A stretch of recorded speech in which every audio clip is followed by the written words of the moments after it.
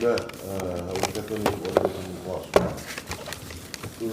일본이 결국 우리나라를 화이트리스트에서 배제하는 조치를 단행했습니다. 사실 일본은 전 세계에서 자유무역의 수혜를 가장 많이 받아온 나라 아니겠습니까? 그런 일본이 우방국에 말 한마디 느닷없이 말이죠. 무역 규제에 칼을 들이댄다는 거, 이건 있을 수 없는 일이고 국제사회로부터 비난에 직면할 수밖에 없는 일이라고 저는 생각을 합니다.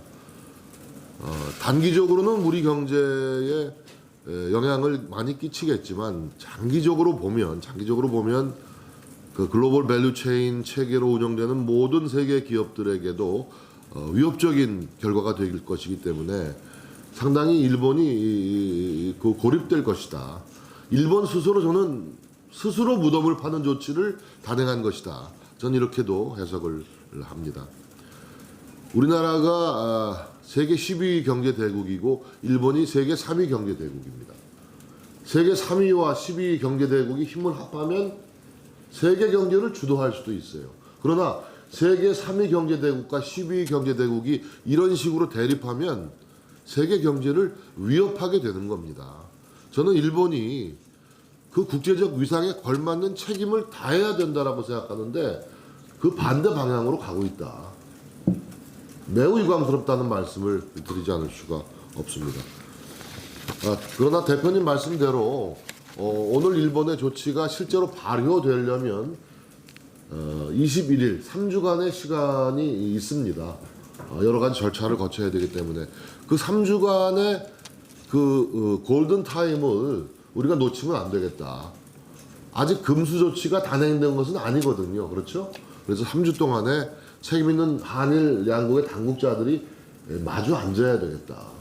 그래서 수습안을 강구해야 된다. 저는 이렇게 생각을 하고 제가 바로 이 자리에서 한 달 전에 제안한 것이 바로 한일 분쟁 동결론입니다. 비슷한 맥락에서 미국도 그런 언질이 비공식적으로 있었던 것으로 보도되고 있는데 저는 한일 간에 굉장히 난해한 문제를 가지고 협상안도 마련하기가 이 어려운 문제를 가지고 그러나 수습은 해야 되니까 정치 외교적으로 수습은 해야 되니까 좀 냉각기를 갖고 시간을 벌기 위한 그런 좀 지혜를 발휘해야 된다. 그러기 위해서 한일 분쟁 동결론이 좀 작동되는 그런 것이 새로운 의제로 오르는 그런 기회가 좀 마련됐으면 좋겠다. 이렇게 생각을 하고요. 궁극적으로는 이 문제는 한일 정상 간에 결자 해지할 문제다라는 인식을 저는 가지고 있습니다. 이게 무슨 강경화 외교부 장관이나 고노 외상 차원 수준에서 해결된 문제가 아니지 않습니까?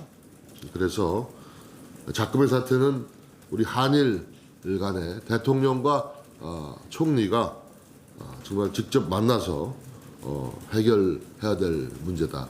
그런 인식을 갖고 정부에 대해서 제1야당으로서 여러 가지 입장을 정리하는 대로 전달할 생각입니다.